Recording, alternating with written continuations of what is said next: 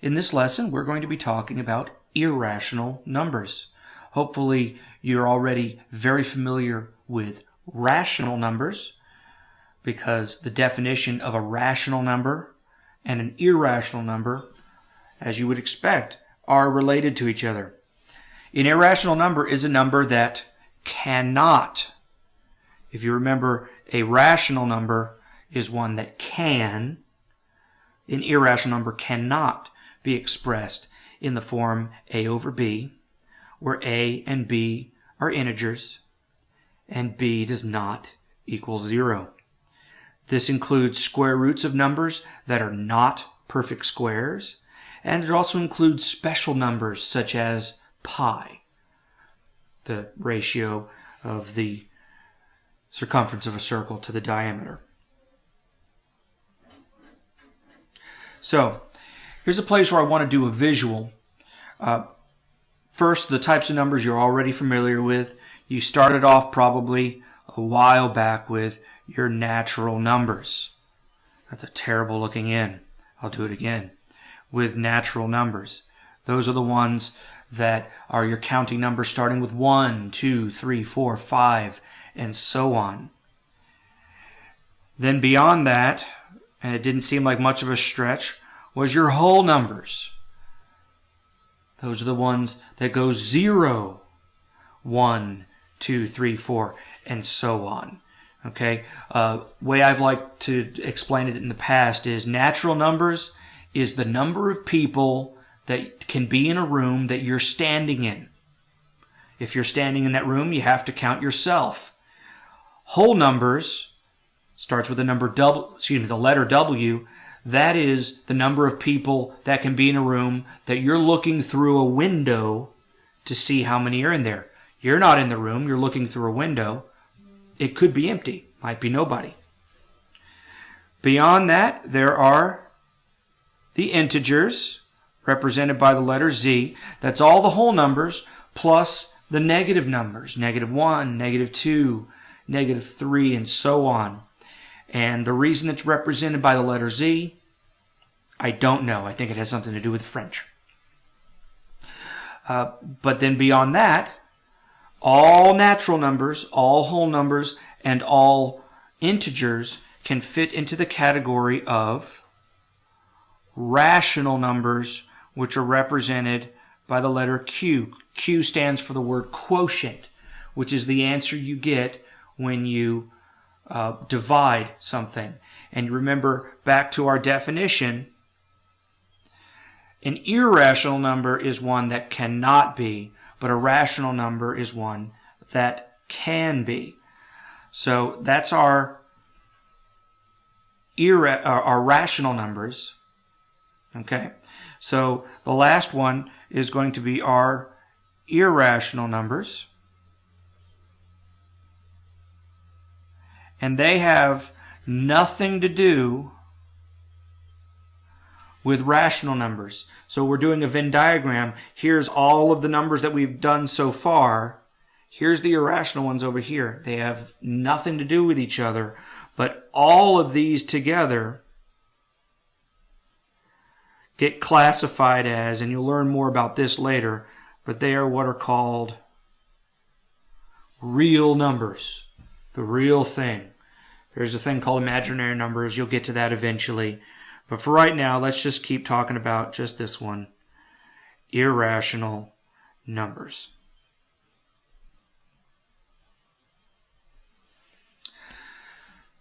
So, an irrational number, it's not a fraction. We cannot express it as one. And as part of our definition, I included the square root of non-perfect square numbers, such as the number 3. And in this case, we're going to need to estimate what it is. And there's two ways to do that. One of them, which I would say is the simplest or easiest one to do, but it's the lesser of the two in the way of accuracy, is to say, okay, between what perfect squares is this? Well, 1 is a perfect square, isn't it? 1 squared is 1. And 4 is a perfect square. the square root of 4 is 2. All right, so the square root of 4 is 2. The square root of 1 is 1. So we know that the square root of 3 is going to be between 1 and 2. Someplace between 1 and 2. That's all we know. Now that's one way to look at it. It gives you a pretty good idea, and if you were graphing it on a number line, it's a great way to look at it. Here's your 1, here's your 2, and square root of 3 is somewhere in between. We don't really know where. Okay? That's one way to look at it. However, that's not super specific. We can get a little bit more precise, at least down to 1 decimal point, but we have to do a little bit of trial and error.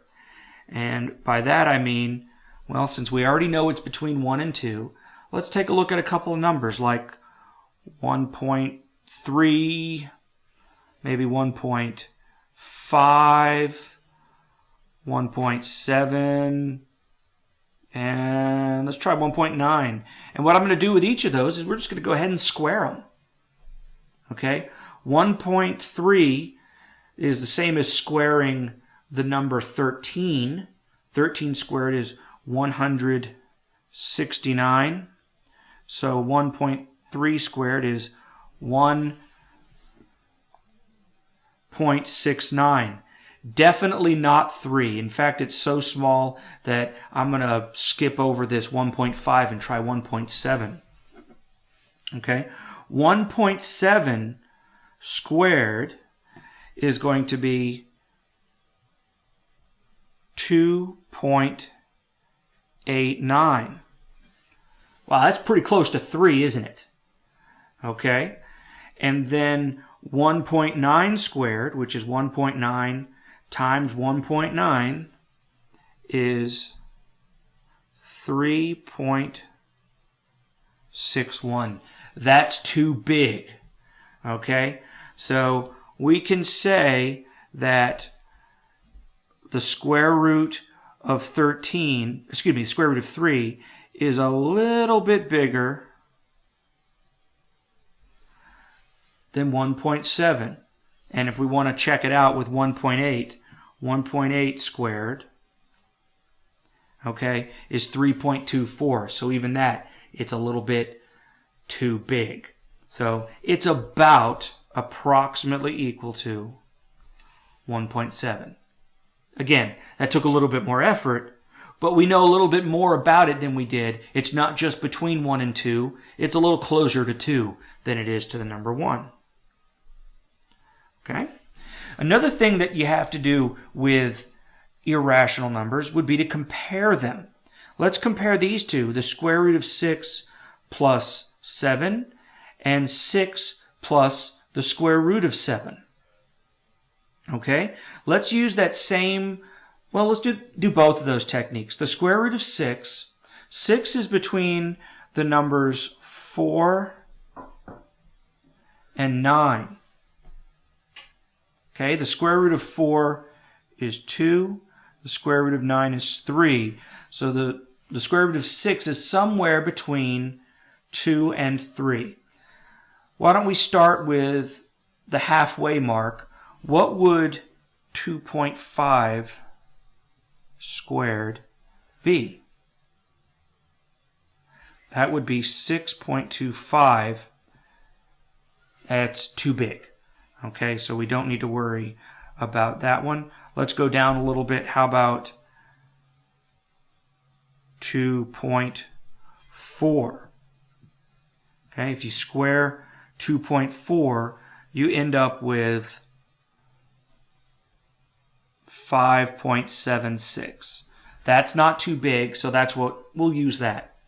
So we're going to do approximately 5.76 plus 7, which is going to give us approximately 12.76.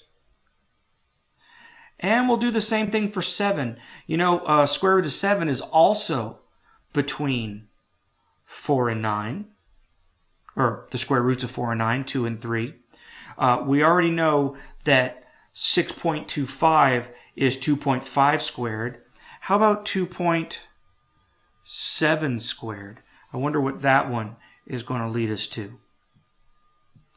Well, if we multiply that out, that's 7.29. Well, that's too big. And if we do 2.6 squared, okay, 2.6 times 2.6 is 6.76, which is a good spot to be right there. So what we're doing here is approximately 6 plus 6.76.